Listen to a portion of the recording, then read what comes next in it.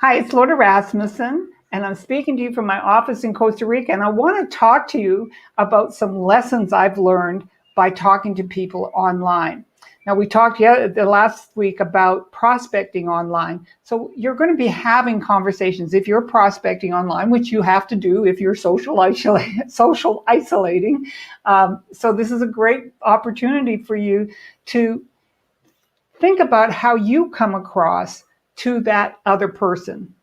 And I'm going to do it in the context of selling because that's what we do on the second week of the month. We talk about sales. And in this context of selling, in a getting acquainted meeting, I've already told you that's not appropriate for you to do necessarily, unless the conversation absolutely goes to that point where the person goes, I need that service, which I've had happen. However, in the get acquainted meeting, to lead people to a point where you know whether they're a prospect and can then either set up a sales presentation or go into a sales presentation, you have to do something really important, and that is qualify the person. How and why do they need your product or service? Remember, in the prospecting, we said you don't talk to them about your product or service until you find out that they need it, that it's important to them. And I'm seeing these people just jump into a sales presentation, tell me about how wonderful their product is, not acceptable, or they are making assumptions about my desires without really knowing anything about me. And this is particularly true in the area of recruiting. And I just had somebody the other day say to me, wouldn't you like to, I know you're very successful at what you do, but would you be interested in doing something else? Well, that's such a question that's just leaping ahead of themselves.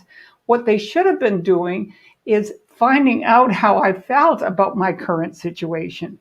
Are you finding that your business works online? Would you be interested in a business where you can actually work in the country that you're in? Because a lot of products are sold in Costa Rica and around the world.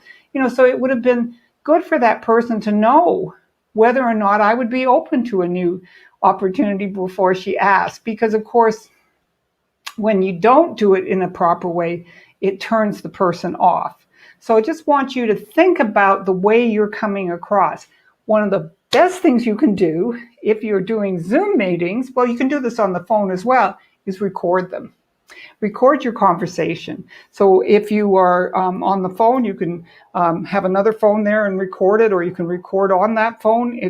I don't know that technology that well, but I certainly can record my Zoom meetings. I can tell the person I'm recording us, but it's just for me to listen to so I can get better at having these conversations.